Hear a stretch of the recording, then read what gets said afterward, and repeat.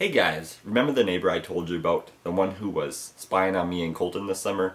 And Colton confronted him, and when Colton asked the neighbor why he was watching us so much and why he wouldn't stop watching us, he said that he was trying to get a good description of us for the police.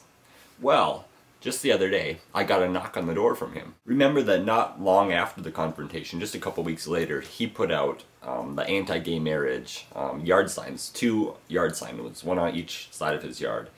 And I got a knock on the door from him the other day, and I never met this guy. And I hardly ever see him. Colton sees him and he waves to him, but mine and his schedule, it's kind of opposite, mine and the neighbors, so I've never really seen him. He knocked on the door, and it turns out he and his family are going on, or are on some kind of trip, and he was asking if I could put their garbage up by their door after the garbage people came. And I certainly agreed. And I was kind of surprised by how friendly he is. He seems very friendly and very polite, and he introduced himself and I introduced myself and we shook hands. And it's not something you would necessarily expect.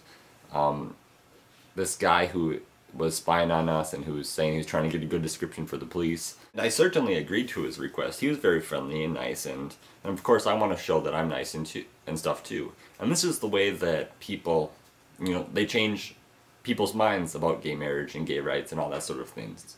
A lot of people who don't support gay rights, they think that they don't know gay people.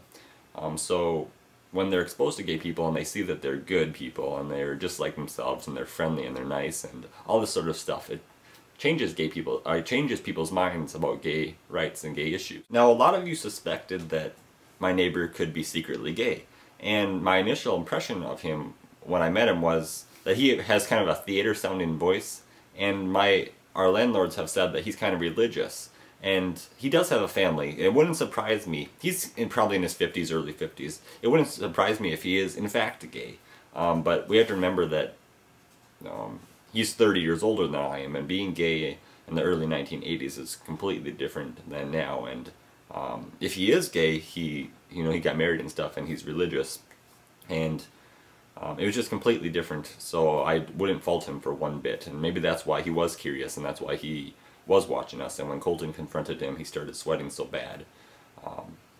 But in any event, I just wanted to kind of let you guys know what has happened with my neighbor, the guy who used to have anti-gay signs out. Maybe, hopefully, we're changing his mind. He's seeing that we're good people and that we're a very handsome couple and we're nice and friendly and we're willing to do things for him. I'm not ready to say that our neighbor has changed his mind about gay marriage and gay rights or necessarily anything like that, but this is how you change people's minds. Adios, amigos. Adios.